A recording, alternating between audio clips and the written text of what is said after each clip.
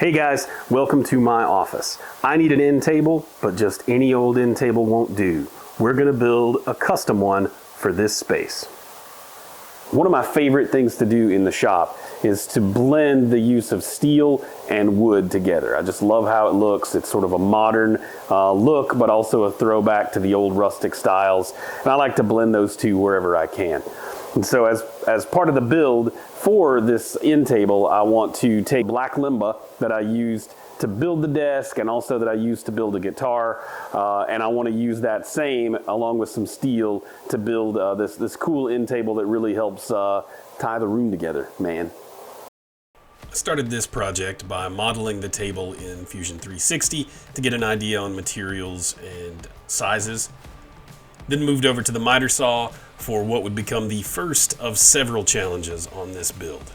The piece was just barely too big for the saw. It would be just my luck to break the piece as I flipped it, so I reached for the oscillating tool and we'll just clean up that edge later. With the top and bottom cut to size, it's time to start throwing sparks. I love metalworking. And to keep from ruining my cool shirt, I get to wear this rad shop apron. Whether baking a cake or knitting steel together with lightning, I'm covered. Now on to challenge number 2. Well, not so much a challenge, but rather a lack of foresight on my part, and then laziness for not just fixing it immediately. The chop saw's blade was worn down and couldn't cut through in one pass. I tried to muscle it here, but it just wasn't happening. So rather than fix it, I throw my hands up and just twist it and take twice as long to cut everything for half a day.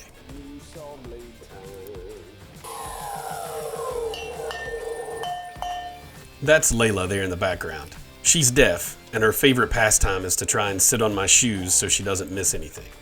This typically results in me tripping over her repeatedly, or surprises like this one.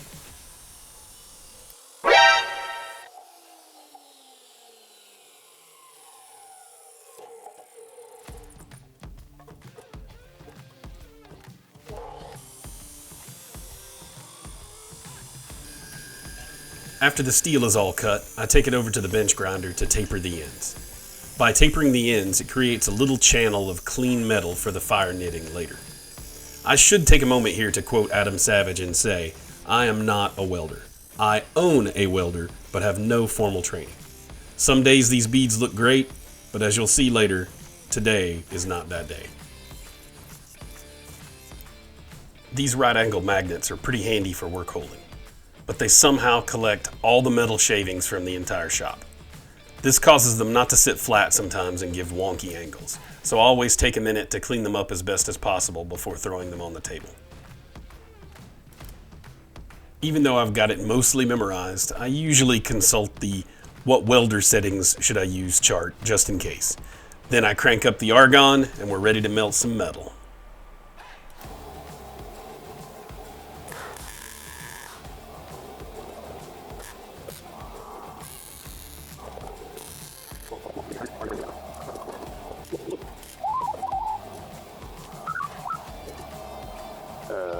He said with surprise. Something is awry. Awry wasn't the half of it. Besides almost missing that measurement by half an inch, it turns out those handy right angle magnets cannot be trusted for actual 90-degree angles. So that became challenge number 3 and another lesson learned. After spending all that time and effort, the whole base wasn't straight, and I decided just to start over. In retrospect, this was totally fixable with a cutoff wheel and a grinder, and probably would have been fine, but the end result, I think, was worth the delay. After this happened, I immediately ordered some Fireball Tools jigs to save me trouble on future builds, drank a martini to regroup, then headed back into Fusion 360 for some brainstorming. During this brainstorming, I realized what I really needed was to make it more complicated. So I decided to add a drawer. I also found that I had a stick of 1 by 1.5 steel that I thought might look cooler than the square tubing for the legs. So with a renewed sense of let's do this, I started fresh the next morning. I pulled out these 90-degree clamps this time, determined to force this build into submission. And for the most part, it worked pretty good. The base was solid and sat squarely on the ground.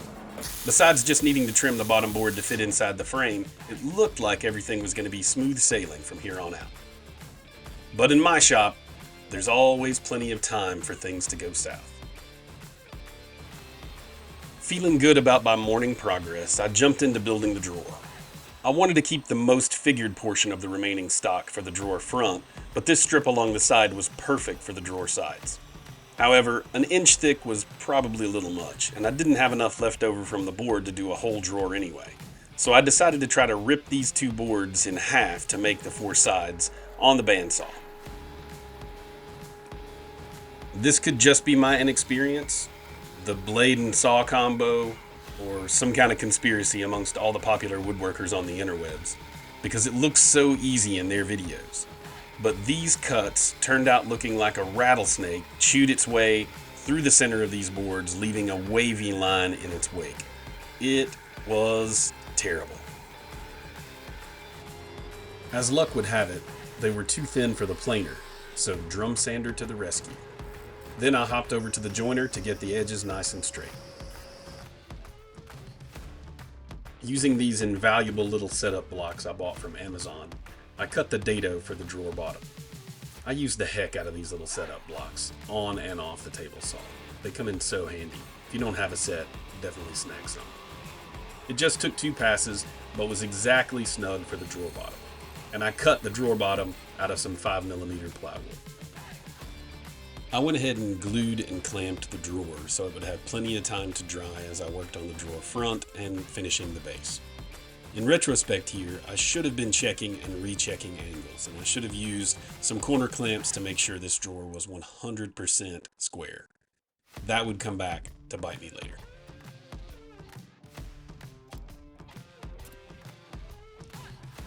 But in the meantime, I was kind of excited to get started on the drawer front. It was going to be a unique shape, and the figuring in the wood will be really fun to feature prominently. I started by cutting the main width and height of the drawer on the miter and table saws. Then I ran it through the drum sander to get it more even, but also to clean up the rough sawn bits. Then I moved over to the bandsaw to cut out the notch that would become the handle. I probably could have gotten this angle a little tighter with a smaller blade, but I opted to leave this one in place and just clean it up later on the sander. As expected, the sander made short work of that cleanup, and it turned out the smaller end of the belt fit perfectly into the groove. It was really coming together and looking slick. Until I found a test fit of the drawer revealed it was too wide for the base.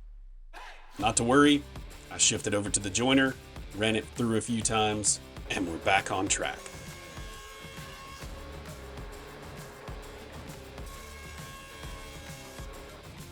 With the drawer mostly done, it was time to start assembling the legs. I started by drilling small holes all the way through the base with the drill press, then went back and widened the bottom hole with a larger bit to allow room for the drill to attach the base with screws.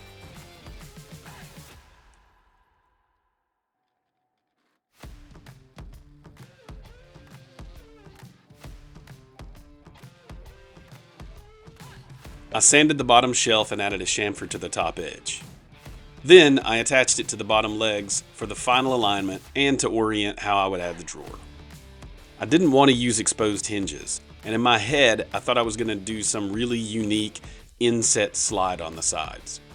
I reasoned, however, that I had cut the sides too thin for that now.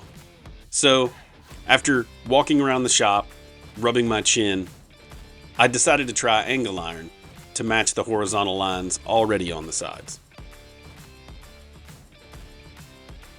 And here's where I really screwed up. I clamped the base to my welding table and was super stoked to find it was level corner to corner and around all sides. So I just assumed everything was straight and in good order. So I would just set this first slide and then use the level to set the rest.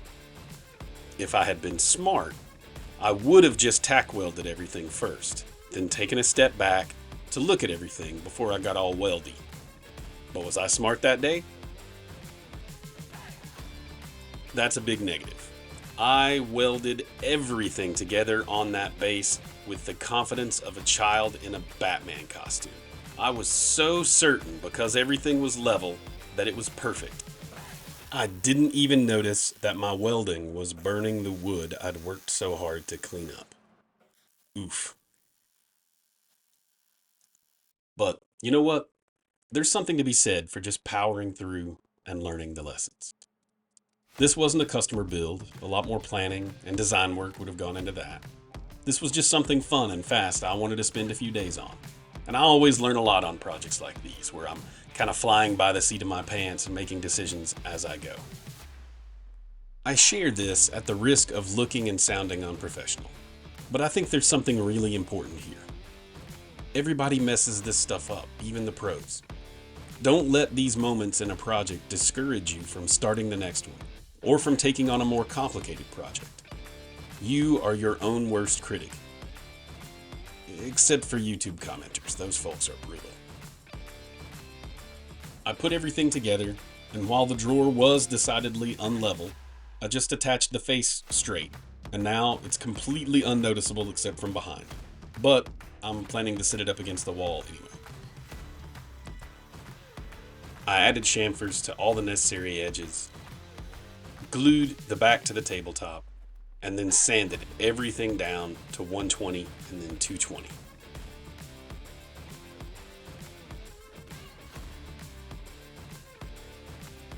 Once everything was clean, I added 3 coats of finish. Between those coats, I primed, sanded, and painted the steel base. I then attached everything with wood screws and wrapped up this project. Is it perfect? No. Would anyone know that if I hadn't made a video about it? Unlikely. Does it look really good in my office next to the matching guitar and studio desk? Absolutely. Thanks for watching. Check out the description for links to tools and materials I used in this video. And if you found it at all interesting or useful or insightful, please like and subscribe.